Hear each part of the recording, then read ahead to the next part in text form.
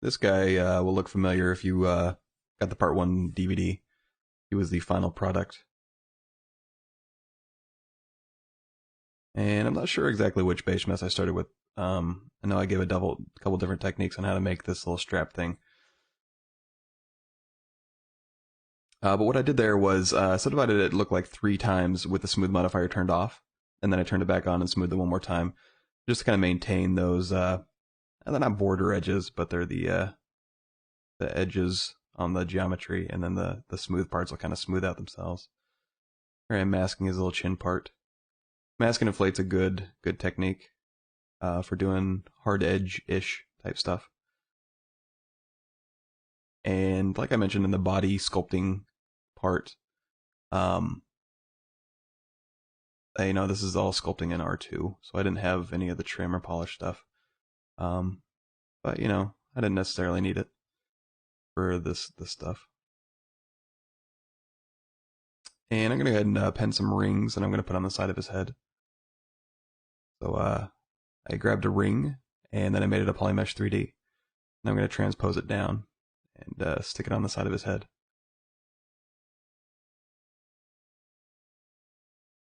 Just using the transposed lines that we went over in part 1. Get him positioned real quick.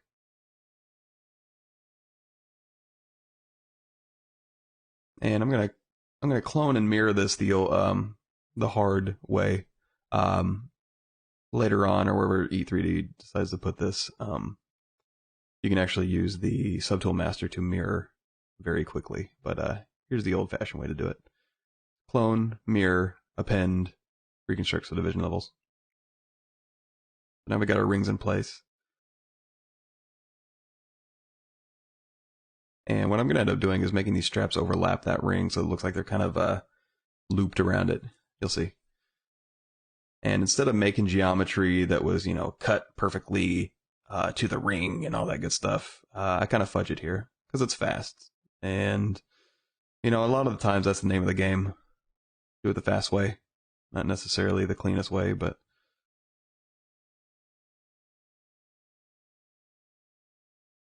and then if you really wanted to, you could go in and resurface these straps if you wanted to make it super clean. But usually for my purposes, this is good enough. And then, you can just bake that right into the map. You don't need to cut everything in. Only cut in what you need to. Pick and choose your battles. There, I mask and inflate it again, so I can kind of get those straps. Make it look like they're looped over that ring, and that ring's kind of holding them in place.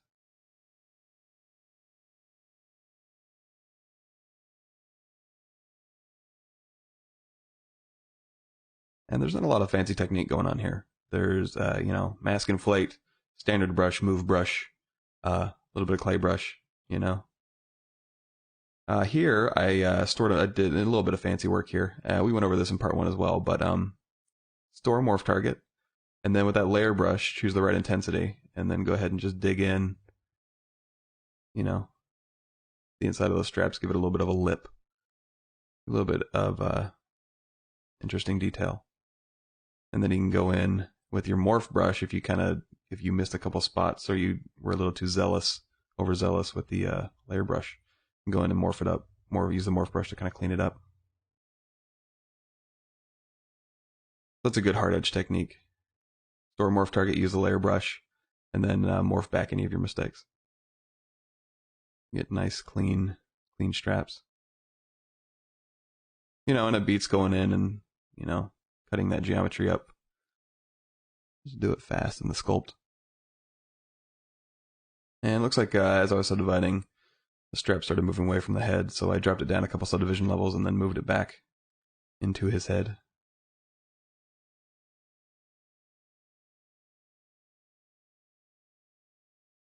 And for this DVD demonstration, I do a lot of brute force methods. Nothing too fancy. Here's a drag dot method that I showed you in part 1 where you can change that brush profile to kind of make a button. But sometimes it's faster just to take the standard brush and sculpt out a button and then use the hold down shift and smooth it into a button and then use a standard brush to kind of dig a hole in it. I showed you a technique there, but you know, a lot of times brute force is just as fast.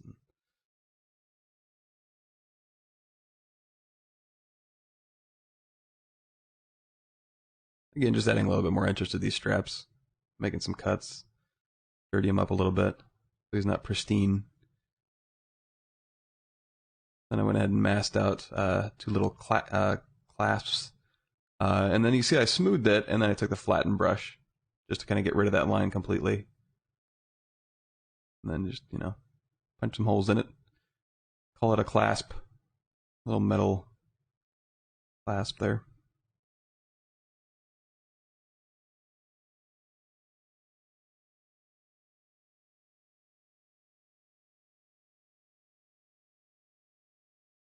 And I do end up sculpting a lot of straps on this guy. I don't capture all of it because, you know, once you've seen one strap sculpted, you've seen them all.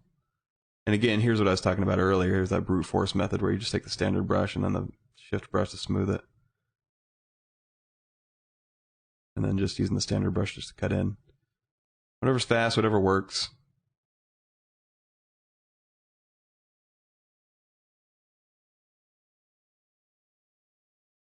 And I'm just kind of putting random scratches in here if you really wanted to, if this was really going to be a centerpiece, you know, you could go in and be a little more careful or tell a little story, but now I'm just kind of trying to break up that surface so that the light plays off it and it doesn't look like a piece of plastic.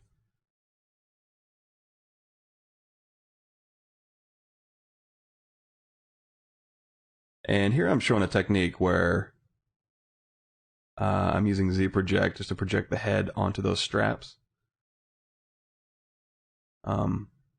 You know, you can leave them as separate subtools, that's fine, but if for some reason you did want to go ahead and make them all into one subtool, you can use this method. So I Z-projected half of his head, and you can go in there and smooth out any problems you might be having. And then just really quickly just do a smart resim, mask the half I want to keep. And I drop down a couple subdivision levels, and then I did a smart resim, and then I jump up a subdivision level, do smart resim again, and then jump up another subdivision level, do smart resim. And that's a little bit faster, a little more accurate than just doing a smart resim from the very highest subdivision level. So now the straps are sculpted into his head, and you can go in and do a little bit of cleanup. But now it's all just one mesh. You don't have to worry about the strap subtool or anything like that if you don't want to. Just a technique, you know, take it or leave it. Just figured I'd put it in there just in case it's something you might have wanted to do.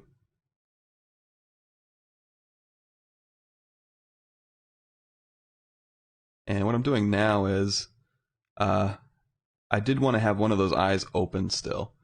So, and when I did that smart resim, it closed his eye.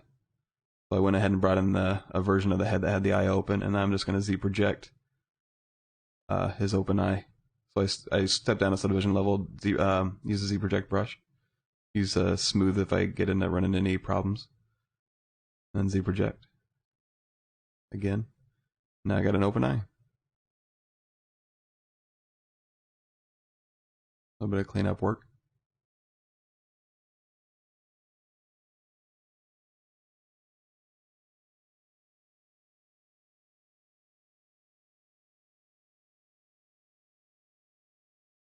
And as always, save often.